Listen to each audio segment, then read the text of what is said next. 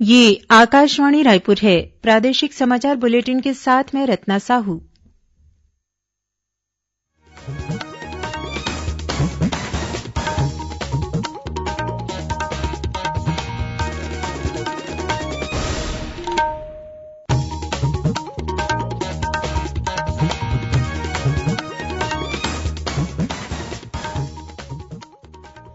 और अब पेश है आज के मुख्य समाचार। देश भर में 16 जनवरी से कोविड-19 का टीकाकरण अभियान शुरू हो जाएगा। मुख्यमंत्री ने कहा कि नारायणपुर जिले में 100 पक्के घोटुल बनाए जाएंगे। देवगुड़ियों का भी होगा विकास। अब गांवों में भी हो सकेगी सिकल सेल रोग की जांच। और मुख्यमंत्री की मासिक रेडियो वार्ता लोकवाणी की 14वीं कड़ी का प्रसारण कल सुबह 10:30 बजे से किया जाएगा।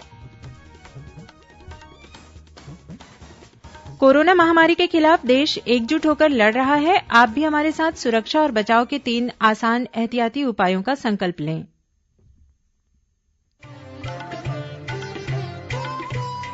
कोविड-19 से बचाव और सुरक्षित रहने के 3 उपाय। मास्क लगाएं, 2 गज दूरी है जरूरी, सुरक्षित दूरी रखें, हाथ और मुंह साफ रखें।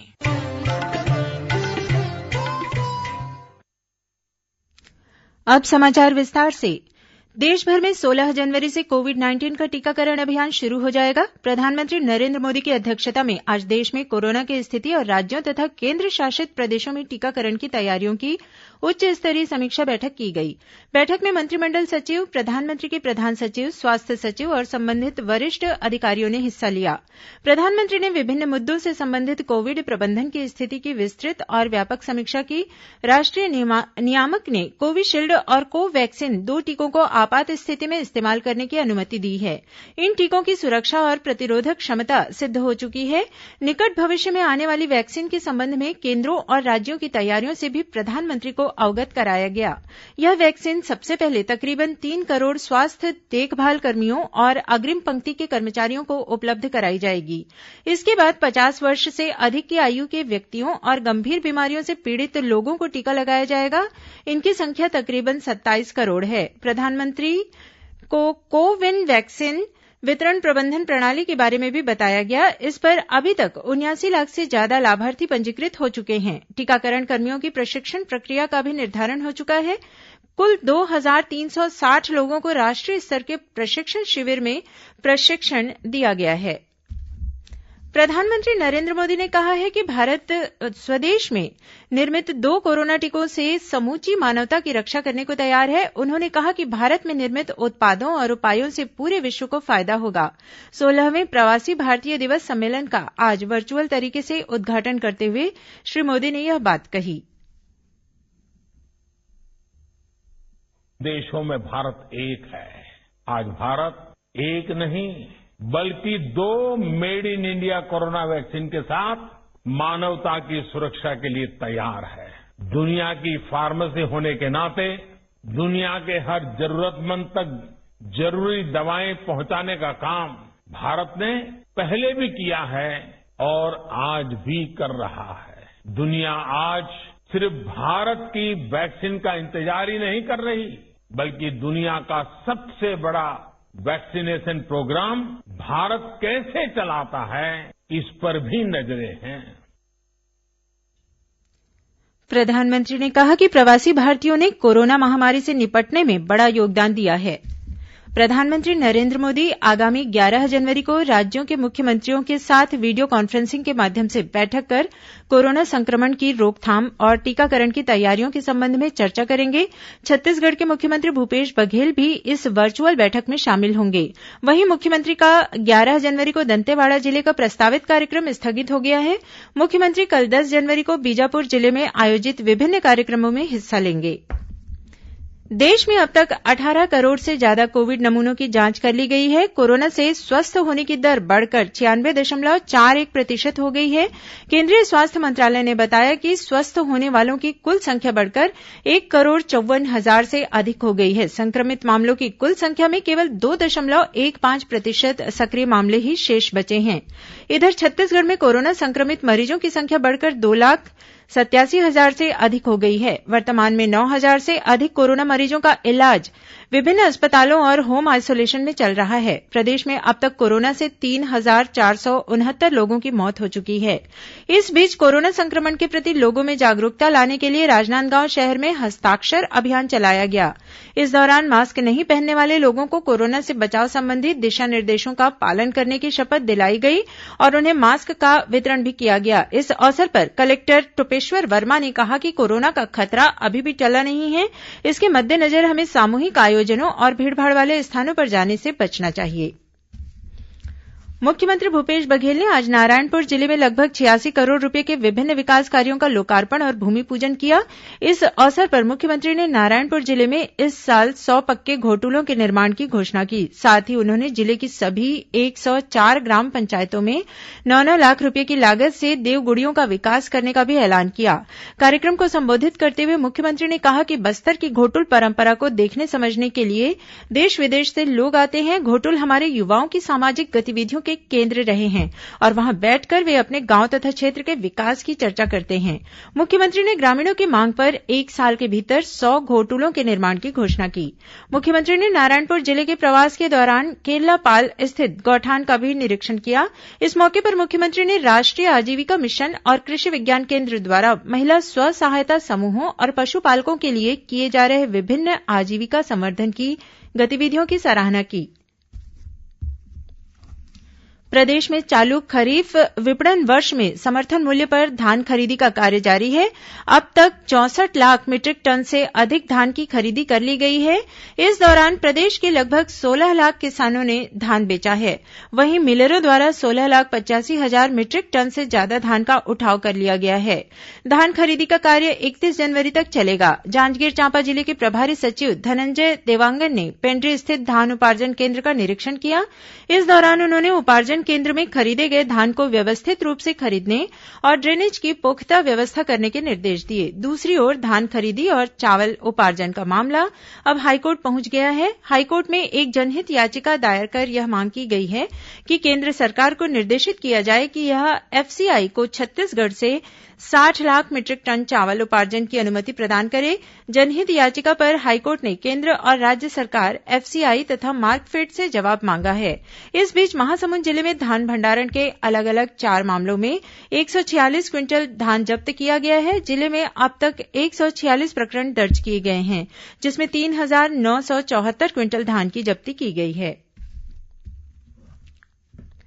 खबरों का सिलसिला जारी रहेगा। अभी वक्त है एक छोटे से विराम का।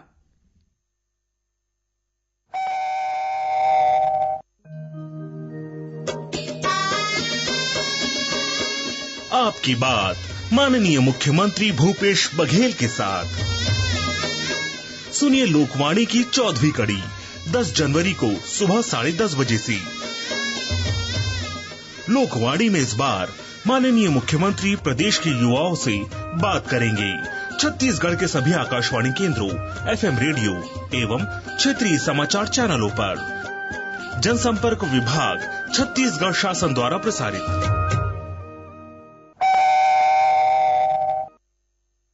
प्रादेशिक समाचार आप आकाशवाणी रायपुर से सुन रहे हैं और अब आगे बढ़ते हैं बाकी के समाचारों की ओर। प्रदेश में सिकल सेल रोग की पहचान अब गांव में भी हो सकेगी। स्वास्थ्य विभाग के जमीनी कार्यकर्ता गांव-गांव जाकर ग्रामीणों में सिकल सेल की जांच करेंगे। स्वास्थ्य मंत्री टीएस सिंहदेव ने इस संबंध में राज्य के 5 जिलों में पायलट प्रोजेक्ट की शुरुआत की है। दुर्ग, सरगुजा, दंतेवाड़ा, कोरबा और महासमुंद जिलों में इस प्रोजेक्ट के लिए स्वास्थ्य कार्यकर्ताओं को आईसीएमआर के मुंबई स्थित संस्थान इंस्टीट्यूट ऑफ इम्यूनो हिमेटोलॉजी के विशेषज्ञ द्वारा प्रशिक्षित किया जाएगा। उल्लेखनीय है कि प्रदेश में स्वास्थ्य विभाग द्वारा पिछले 2 वर्षों में सिकल सेल के संदेहास्पद प्रकरणों की पहचान के लिए बड़े पैमाने पर स्क्रीनिंग की गई है। इसमें 1,03,000 लोगों को चिन्हांकित कर उनका इलाज किया जा रहा है। आयुष्मान भारत प्रधानमंत्री जन आरोग्य योजना और डॉक्टर खूबचंद बघेल स्वास्थ्य सहायता योजना के अंतर्गत पात्र परिवारों को निःशुल्क ई कार्ड का वितरण किया जा रहा है। ई कार्ड बनने से हितग्राहियों को योजना के तहत उनकी पात्रता की जानकारी और इलाज की सुविधा मिल सकेगी। महासमुंद जिले के मुख्य चिकित्सा और स्वास्थ्य अधिकारी एनके मंडपे ने बताया कि राज्य शासन द्वारा संचालित डॉक्टर खूबचंद बघेल स्वास्थ्य सहायता योजना के तहत अंत्योदय और प्राथमिकता राशन कार्डधारी परिवारों को 5 लाख रूपये तक और एपीएल परिवारों को 50,000 रूपये तक की स्वास्थ्य सहायता प्रदान किए जाने का प्रावधान है। ई कार्ड बनाने के लिए हितग्राही को अपने राशन कार्ड और फोटो पहचान पत्र लेकर नजदीकी स्वास्थ्य केंद्र में जाना होगा। राष्ट्रीय कुष्ठ उन्मूलन कार्यक्रम के अंतर्गत दुर्ग जिले के पाटन विकासखंड में कुष्ठ रोगी खोज अभियान चलाया जा रहा है। इस दौरान 112 ग्राम पंचायतों में 40 नए कुष्ठ रोगियों की पहचान की गई है। इनमें 28 टीबी और 12 एमबी के नए प्रकरण शामिल हैं। जिला कुष्ठ अधिकारी डॉक्टर अनिल कुमार शुक्ला ने बताया कि समुदाय में रोग के संक्रमण को रोकने और कुष्ठ रोग से प्रभावित नए मरीजों की पहचान के लिए परिवार के मुखिया को प्रशिक्षित किया गया है। मुखिया द्वारा ही परिवार के प्रत्येक सदस्य के शरीर में दाग और धब्बों की पहचान की जा रही है। पाटन विकासखंड में यह अभियान 20 जनवरी तक चलेगा। मुख्यमंत्री भूपेश बघेल की मासिक रेडियो वार्ता लोकवाणी की 14वीं कड़ी का प्रसारण कल 10 जनवरी को होगा। मुख्यमंत्री लोकवाणी में इस बार युवाओं से बातचीत करेंगे। इस कार्यक्रम का प्रसारण छत्तीसगढ़ स्थित आकाशवाणी के सभी केंद्रों और एफएम रेडियो के अलावा क्षेत्रीय समाचार चैनलों से सुबह 10:30 बजे से 11 बजे तक किया जाएगा।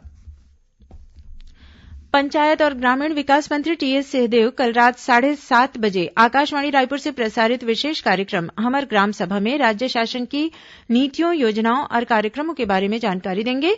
इस कार्यक्रम को मीडियम वेव 981 किलोहर्ट्ज पर सुना जा सकता है। इस कार्यक्रम को प्रदेश स्थित आकाशवाणी के सभी केंद्र एक साथ रिले करेंगे। प्रदेश में बर्ड फ्लू की रोकथाम के लिए अलर्ट जारी किया गया है। राज्य शासन के पशुधन विकास विभाग ने इस संबंध में सभी जिलों को दिशा निर्देश जारी किए हैं। इसी कड़ी में बिलासपुर जिले में बर्ड फ्लू रोग से बचाव के लिए जिला स्तर पर नियंत्रण कक्ष स्थापित किया गया है। साथ ही जिला और विकासखंड स्तर पर रैपिड रिस्पांस टीम का गठन भी किया गया है। भारतीय जनता पार्टी के प्रदेश अध्यक्ष विष्णुदेव साय ने धान खरीदी के मामले में राज्य की कांग्रेस सरकार पर राजनीति करने का आरोप लगाया है। श्री साय ने कहा कि कांग्रेस किसानों और आम जनता का भरोसा खो चुकी है। अब प्रदेश की जनता कांग्रेस के झांसे में नहीं आने वाली है। श्री साय ने कहा कि प्रदेश में समर्थन मूल्य पर धान खरीदी की व्यवस्था चरमरा गई है। भाजपा राज्य सरकार की किसान विरोधी नीतियों को अब जनता के बीच उजागर करेगी। चिटफंड कंपनियों के पीड़ितों को न्याय नहीं मिलने के विरोध में आम आदमी पार्टी ने आज कोंडागांव से जन आक्रोश पदयात्रा निकाली। पार्टी के प्रदेश अध्यक्ष कोमल हुपेंडी ने बताया कि यह पदयात्रा जगदलपुर तक निकाली जाएगी, जहां संभाग आयुक्त कार्यालय के सामने प्रदर्शन किया जाएगा। इस मौके पर राज्यपाल और मुख्यमंत्री के नाम ज्ञापन भी सौंपा जाएगा। स्वामी विवेकानंद की जयंती राष्ट्रीय युवा दिवस के मौके पर जनसंपर्क विभाग द्वारा गढ़बो नवा छत्तीसगढ़ और छत्तीसगढ़ युवा विषय पर स्लोगन प्रतियोगिता का आयोजन किया जा रहा है। अब तक 10,500 लोगों ने ऑनलाइन पंजीयन करा लिया है। स्लोगन स्वलिखित होना चाहिए। भाषा छत्तीसगढ़ी, हिंदी और अंग्रेजी होगी। इस प्रतियोगिता के माध्यम से चयनित स्लोगन का उपयोग प्रचार प्रसार के लिए किया जा सकेगा। सभी प्रतिभागियों को डिजिटल प्रमाण पत्र और 100 सर्वश्रेष्ठ स्लोगन को जनसंपर्क विभाग द्वारा 1,000 रुपये का पुरस्कार दिया जाएगा। इस प्रतियोगिता में भाग लेने के इच्छुक प्रतिभागी कल 10 जनवरी तक जनसंपर्क विभाग की वेबसाइट में ऑनलाइन पंजीयन करा सकते हैं। नेताजी सुभाष चंद्र बोस की 125वीं जयंती मनाने के लिए प्रधानमंत्री नरेंद्र मोदी की अध्यक्षता में एक उच्च स्तरीय समिति का गठन किया गया है। इस संबंध में आज अधिसूचना जारी कर दी गई। केंद्रीय संस्कृति मंत्रालय ने कहा है कि उच्च स्तरीय समिति 23 जनवरी से 1 वर्ष तक चलने वाले कार्यक्रमों की रूपरेखा तैयार करेगी। शहरी सरकार आपके द्वार कार्यक्रम के तहत रायपुर नगर निगम क्षेत्र के विभिन्न वार्डों में आगामी 27 जनवरी से 27 फरवरी तक अभियान चलाया जाएगा।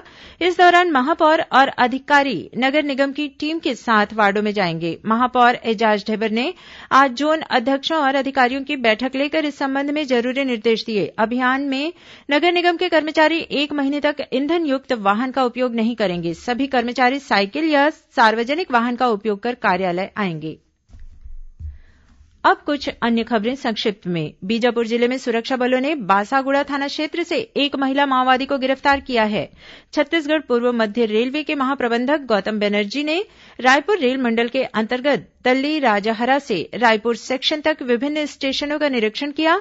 जगदलपुर स्थित दलपत सागर तालाब में जन सहयोग से जलकुंभी और तालाब सफाई अभियान की शुरुआत की गई है। इस मौके पर संसदीय सचिव रेखचंद जैन, पद्मश्री धर्मपाल सैनी, महापौर सफीरा साहू सहित जनप्रतिनिधियों, अधिकारियों, कर्मचारियों और नागरिकों ने श्रमदान किया।